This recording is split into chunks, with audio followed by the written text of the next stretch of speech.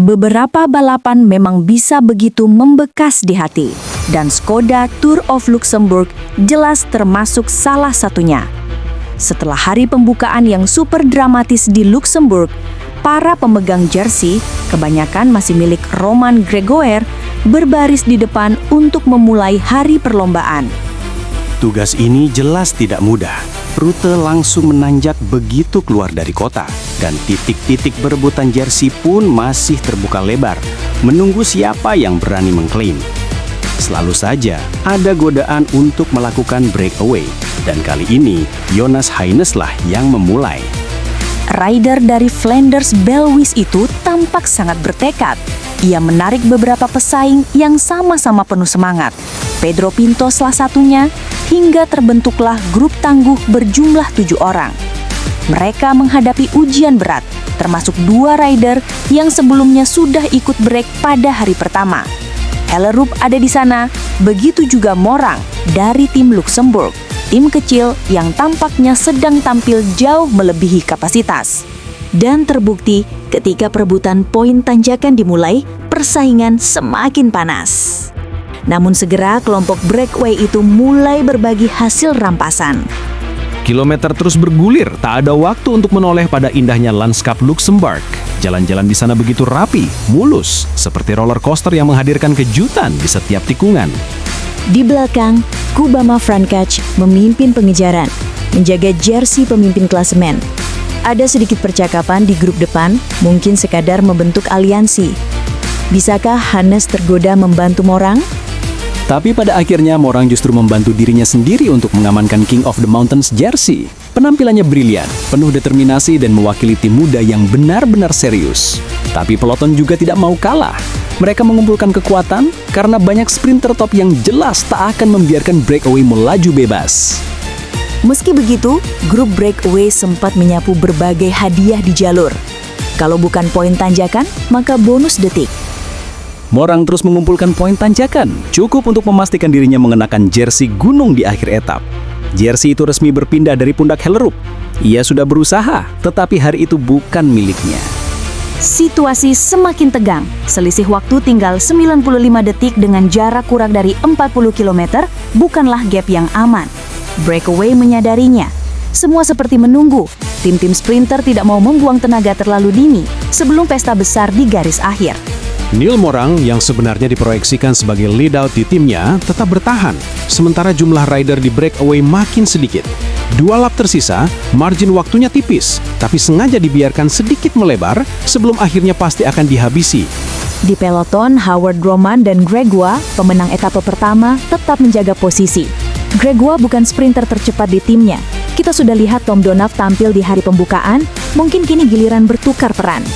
Breakaway pun begitu, mereka berbagi beban meski jumlahnya makin menyusut. Bonus detik akhirnya jatuh ke Jonas Heines, wajar karena ia yang memulai serangan. Namun jelas, semua fokus hari itu tertuju pada hadiah utama, kemenangan etape. Suasana makin meriah, anak-anak sekolah turun ke jalan menonton atraksi balap. Sorakan menggema, "Go, go, go guys, come on, come on!" Lonceng tanta lap terakhir berbunyi.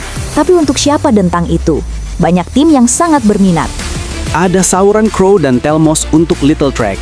Ada Alanezia dan Vandenberg dari EF Education. Daftar sprinter cepat luar biasa. Mark Hershey, Dale Grasser, bahkan Sauron Crow Anderson. Barisan para sprinter dan all-rounder tangguh, semua siap bertarung setelah berhasil bertahan sepanjang hari yang keras.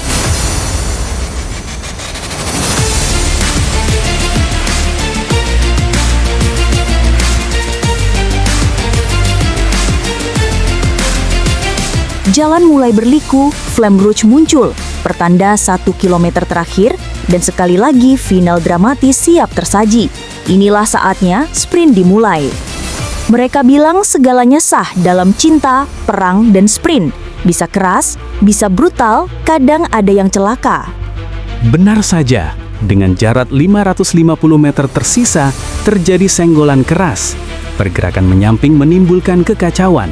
Banyak rider yang kena imbas, jadi duel penuh lebam dan jatuh. Meski demikian, lomba tetap berjalan. Beberapa rider harus bangkit dari jatuh, Klakkers dari Luxembourg terjatuh, sempat membuat cemas apakah harapan tuan rumah pupus. Ternyata tidak. Dorongan menuju garis finish tetap sengit.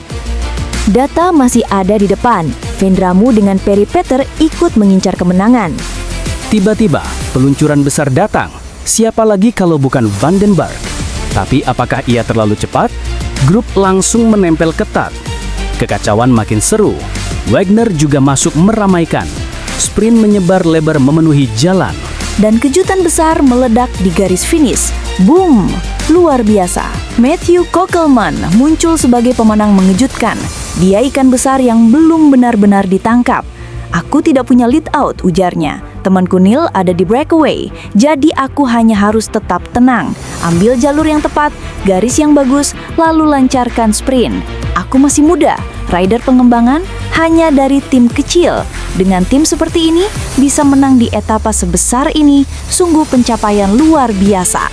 Iya benar, Kokelman, ingat nama itu. Sudah pasti banyak tim besar akan mulai membuka cek untuknya. Bedrami, finish kedua hari itu, mengungguli Donov Grosso. Van der Burgu yang meluncur lebih awal kini naik ke posisi ketiga klasmen umum. Gregoire masih memimpin. Andrea Vendrami naik ke posisi kedua hanya terpaut 4 detik. Balapan yang luar biasa dan besok pertarungan berlanjut di Vienne Castle.